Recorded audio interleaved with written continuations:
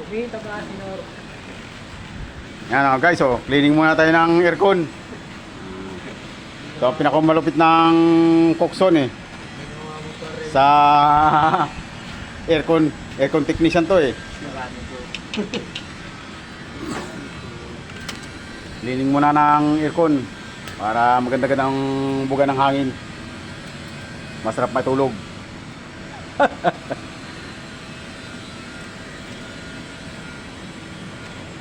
Yan lang muna ang pagkakabalahan natin. Dahil nga, inventory ngayon. Walang biyahe. O yan. Cleaning muna ng aircon.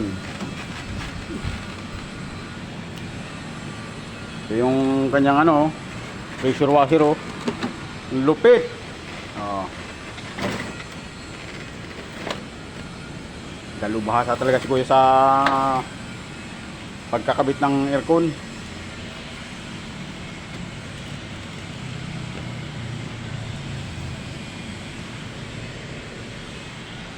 Diyan, kaganyan. Yan lang pang nalilimutan.